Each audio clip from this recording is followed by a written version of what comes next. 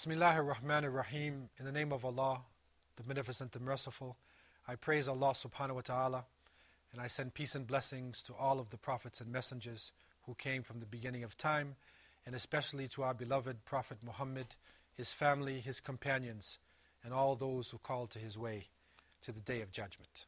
Assalamu alaikum wa rahmatullah. Peace and blessings be upon you. The Prophet Muhammad, peace be upon him, sent his followers in all directions. And Islam, within 100 years, was able to go far to the east to China and far to the west, all the way to the Atlantic Ocean. And it is reported that one of his companions, Uqba ibn Nafi' radiallahu an, penetrated the great Sahara Desert. From his time, caravans were going from the north across the desert and into West Africa, the great empire of gold. It was from that region in the Bambak mines, the Bori mines, that gold was being mined and being sent north, and this became the greatest area of gold production on the face of the planet Earth. The empire of Mali was the base for this gold production, and so Mali became a fabulous empire. Right from the beginning, when it was established, Muslims were able to not only consolidate themselves, but they were able to move from east to the west, north and south, because of the facility of having this wealth and the need for people to come into the area. Of the great leaders of Mali who were known as Mansa or Amir, Mansa Kankan Musa, who ruled from around 1312 to 1337, was probably the most celebrated of the great emirs of Mali. He consolidated Mali. He made his empire a part of the lands of Islam. He encouraged Islamic learning, and he turned his country into a vast, multi-ethnic empire. He built Friday masjids, Jumu'ah masjids, everywhere he could. Not only did he build the mosque, but he established prayer amongst the people. In the map here, we see Mansa Musa on the right with gold in his hand. On the left, we see a Berber who was bringing goods from across the desert. This map was made by a European cartographer, and it shows their respect that they had for Mansa Musa at that time. And so Mansa Musa encouraged Islamic learning.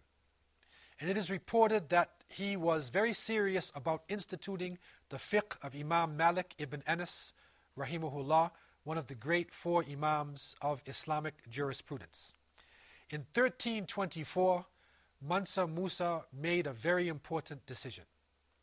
He made his intention to go to pilgrimage to Mecca. And so he started on his journey.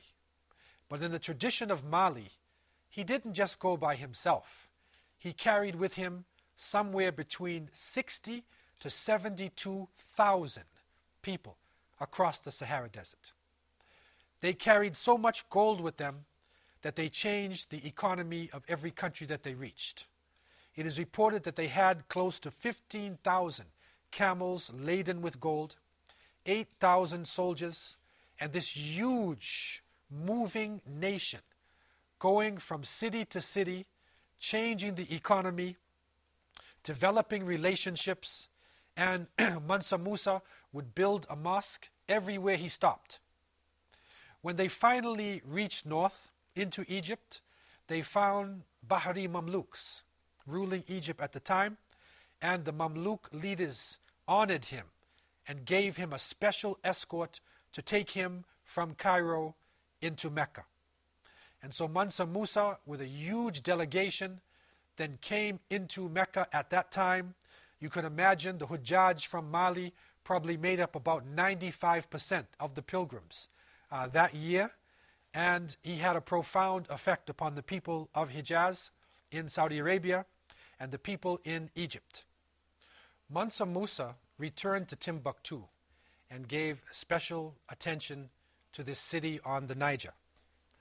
He was supported by the scholars of the region, and it is said that from Saudi Arabia itself, a Sidi Abdurrahman at-Tamimi left the Hijaz, Mecca and Medina area and traveled into the area of Timbuktu and the Niger River.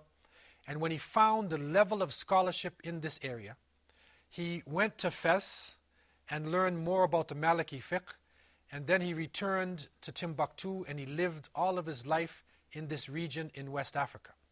He felt that the real knowledge in the Islamic world was there, not in Mecca and in Medina. What was Timbuktu? What type of people were living there? And what is the importance of this famous city to the history of Islam and to the world? There's probably no other word in the English language that gives you a meaning of remoteness and distance than Timbuktu. If you say to a person, I'm going to Timbuktu, then that gives you the understanding you're going to the moon, to a vast expanse, somewhere in the remote distance. But the reality was, to many explorers, Timbuktu actually represented a land of great riches.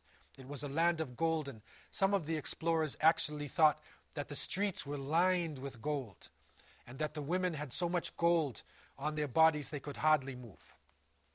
For Muslim travelers, rulers, scholars, from Morocco to Persia, Timbuktu had another meaning. It was the starting point for the Hujjaj, for the pilgrims to Mecca, and it was also the center of some of the finest Islamic scholarship of the Middle Ages. Timbuktu was founded in the 11th century by the Tuareg people who lived in the Sahara Desert. And the Tuaregs are known for the men who cover their faces with blue and black turbans, constantly covering themselves. And they were part of the Berber groupings who would take you through the great desert of the Sahara, the ones who had the strength and the patience to overcome the terrible heat and the lack of water. Timbuktu was actually a few miles up from the Niger River, because the Niger River was a place where during the flood season there was a lot of stagnated water. And so when the Tuaregs would come with their animals, they would find themselves dying from disease, surrounded by mosquitoes, and so they made their base just to the north. The city was actually founded by a woman, and her name was Tin Abu Tut. And so from this name, Tin Abu Tut, comes Timbuktu. She founded the city by digging a well and making a base for people to be able to leave the stagnated area of the river and go to a very dry, flat area, not too far away from the traffic going along the river.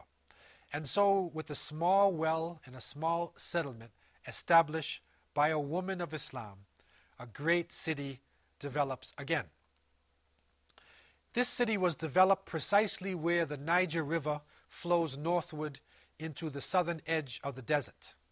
Timbuktu is a natural meeting point for different peoples, the Songhai, the Mande, the Wangara, the Fulanis, the Tuaregs, the Arabic-speaking people.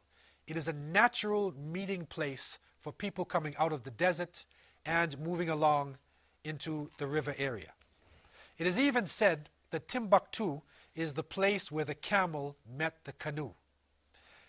In that area, in Timbuktu and also in other famous cities along the Niger River, salt and goods were being carried from the north, and they were traded for the gold coming up from the south. But Timbuktu also attracted scholars from all over West Africa, from the Sahara region, and many parts of the Islamic world. The salt coming into the city came from Tagaza in the north, and the gold came from the famous Bore Bambuk mine area. A famous historian, Leo Africanus, in the 16th century, when he wrote about Timbuktu, he had the following to say: "There are many judges, doctors, and clerics here, all receiving good salaries from King Askia Muhammad of the state of Songhai. He pays great respect to men of learning. There is a great demand for books, and more profit is made from the trade in books than any other line of business. This is a very important statement because we see Timbuktu coming into its own around the 12th century, and then by the 16th century it reaches such a high level. If you look at London and Paris and many of the great European cities, you will find that they did not develop themselves to that level. It was only Andalusia, the Muslim cities in Andalusia. But if you look at Europe and other parts of the world, you'll see that Timbuktu rivaled the great universities all around the planet. It is said that by the mid-16th century, Timbuktu was a center of learning, a center of scholarship, and a center of Islamic spirituality. There were over 150 Quranic schools, and there were 3 major universities: the Sankore University, Jingare Bear University, and Sidi Yahya University. The city at that time had over 100,000 people, and it is said that in the Sankore University itself, there were 25,000 students. Now this is something that is hard to understand today. It is hard to come to grips with the negative propaganda about the African continent and about the level of scholarship of people below the Sahara. But Timbuktu was a fabulous city, and a city that people wanted to reach who were coming from many different parts of the world. It is also said that in Timbuktu, the city was so organized and so developed that there were 26 establishments for tailor scholars. Each tailor scholar had over 100 employees. And so, thriving business, cloth is being manufactured, clothing is being made. So Timbuktu is moving out literature, moving clothing, covering the bodies of people, also teaching purity, connecting the people of the south of the Niger River, with the people north of the Sahara Desert. It was a port city on a sea of sand. It was a fabulous city. And up until that point, it was 100% Muslim. It is also stated that in the 16th century, the people of Timbuktu were totally literate. 100% of the people, man, woman, and child, male and female, could all read the Arabic language. Let us take a break for a moment and come back to hear more about the fabulous city of Timbuktu.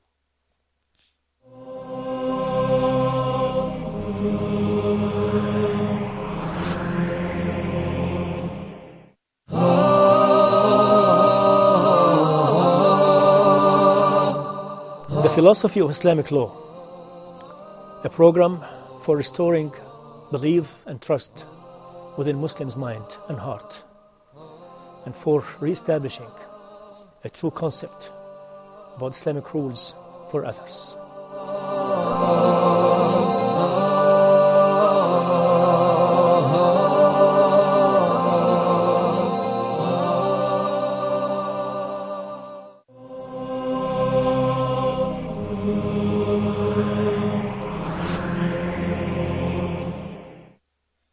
The city of Timbuktu was a fabulous city of learning, scholarship, and of wealth, a port city on a sea of sand. Although the name in many cultures gives you an impression of remoteness, of distance, of being somewhere where there is no civilization, Timbuktu, especially by the 16th century, was the height of civilization on the African continent and could rival cities and places of universities anywhere in the world. The scholars of Timbuktu had reached such a level that when scholars came from Mecca and Medina and Cairo and other places, they would stay there usually for the rest of their life. The level that the scholars reached was one that up until today, that scholars and educators are still coming to grips with. If you look at the Timbuktu educational system, and this is very important because this system affected Muslims throughout West Africa and even eventually came into the Americas with the scholars in slavery.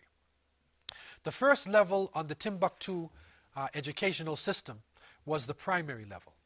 At that point, the young student would memorize the Quran and would become familiar with the Arabic language. They would learn the bases of Islamic sciences, but especially they would focus on the grammar, upon literature, until they became powerful in the use of Arabic and able to read the Quran in any part and understand what they are reading. The second level was the secondary part, wherein they studied the Islamic sciences with more depth. They studied grammar. They studied tafsir, commentary of the Quran. They studied the hadith, the sayings and traditions of the Prophet Muhammad, peace be upon him. They studied fiqh, or jurisprudence, and especially they focused on the Maliki fiqh that was used throughout West Africa and North Africa. But at the same time, along with their study of Islamic sciences, or what today people would term as religious sciences, Islamic science for the people of Timbuktu covered every single aspect of academia. So the students on the secondary level would also study mathematics, geography, history, physics, astronomy, chemistry, sciences of different types, and they put a special emphasis on the study of ihsan. And this is righteousness in Islam, whereby the person is able to benefit from the sciences and put it into their life. The third and highest level of study was the specialized area. Today we would call it graduate studies. And this is where the students would sit under renowned ulama, renowned scholars of different disciplines. And if the person, for instance, was focusing on tafsir, he would sit with a renowned scholar of tafsir who would take him through the subtleties of the Quran and help him to understand what was taught by scholars throughout the Muslim world. They also focused not only on taking in knowledge, but practicing knowledge. And you could call it the system of mulazama. And mulazama was that you would live with your teacher, and you would also take in his character. So you would live with him, and you would also work with him. You would trade with him. You would eat your meals with him. You would learn not only from the knowledge in his mind, but you would learn from his character, from what actually came out in his life itself. This mulazama system was so important that it was practiced by people all throughout West Africa and in many parts of the world.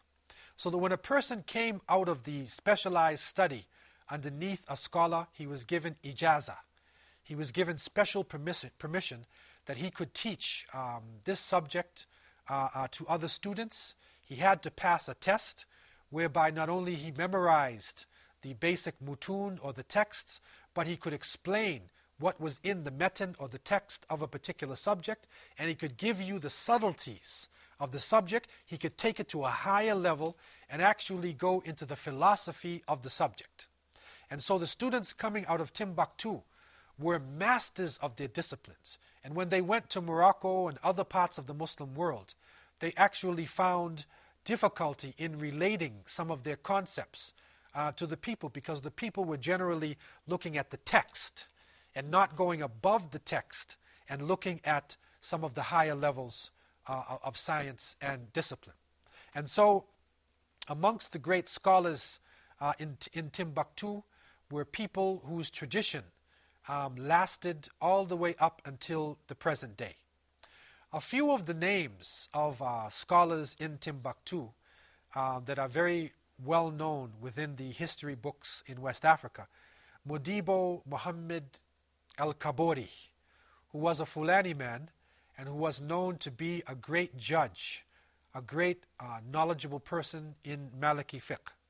There was also a person named Al-Qadi al-Hajj, who was from Walata, a city north of Timbuktu. He became the chief Qadi, or the chief judge of Timbuktu, and set the trend for judges into the future.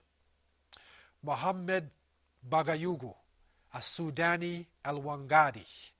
He was a person from the Wangara who were Mandinka, coming out of Mali, and a famous scholar who influenced people within his society and whose generations later became also great ulama. From amongst the generations coming out of these scholars, probably the most famous was Sheikh Ahmed Baba as-Sudani. Ahmed Baba as-Sudani, rahimahullah, was a scholar who surpassed all of the scholars of his time. He wrote 60 texts. He especially focused on aqidah, grammar, history, and fiqh. And it is said in 1593, an invasion force came into Timbuktu from Morocco. They crossed the desert using weapons, and they succeeded in conquering Timbuktu and driving many of the scholars out of the city. Ahmed Baba, Sheikh Ahmed Baba, was captured by the Moroccan force, and he was taken high into Morocco. By the time he reached Fez, now imagine this scholar being taken and he starts in chains. By the time he reaches Morocco, he was out of his chains and he was giving lessons to all of the soldiers. When he reached Morocco, and the people of Morocco realized the level of this man's Islamic knowledge, he became the leading scholar in the nation. He was called the standard of standards. And he was able to author many books. He was able to produce students from Morocco who still recognize his achievements up until today. But he became homesick for Timbuktu. And the end of his story is that he finally was allowed to leave Morocco. He returned to Timbuktu, where he taught and practiced his faith for the rest of his life. And so Ahmed Baba goes down into the annals of history as being one of the most important scholars of his time. And we find within the tarikhs, the special histories, Tarikh al-Sudan, the history of the Sudan by Sidi Abdurrahman al-Sa'di. This records the history of Timbuktu and the region. Tarikh al-Fattash by Mahmud Kati. This also reports the history of the people in that region. As-Sa'di, in his text, brings a very interesting report. This is going back now to around the 16th century. And he said that one of his relatives had a problem with his eye. So he went to Jenne, which is a city just down the river from Timbuktu. He went to Jenne and they performed a complicated eye operation, his cataract, and it was successful. So people in Timbuktu in the 16th century were not only masters of Islamic sciences, but they were also masters of medicine, of optics, and many other disciplines. The importance of Timbuktu is not only significant for the past. It represents to us a great height in Islamic civilization. But it is also important to us presently today. And that is because in recent years, about 3 years ago, the president of South Africa, Thabo Mbeki, traveled to Mali on a diplomatic mission. He was taken there during his break period. He visited the city of Timbuktu, and he finds in the city of Timbuktu the Ahmed Baba Institute. Now in the Ahmed Baba Institute, the president of South Africa finds 15,000 Arabic textbooks still in readable form.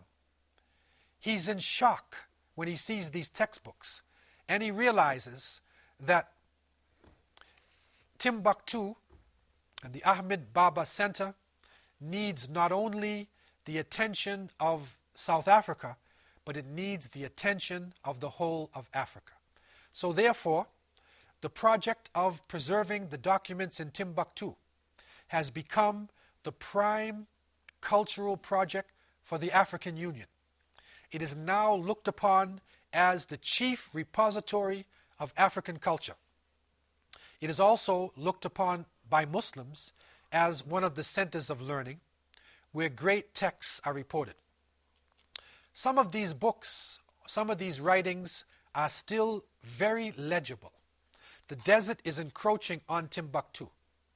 the termites are taking a toll upon the textbooks. Dryness is making the paper brittle. But the Timbuktu documents have withstood the test of time. The Timbuktu documents are now being photographed. They are now being put into digital libraries. They are being preserved.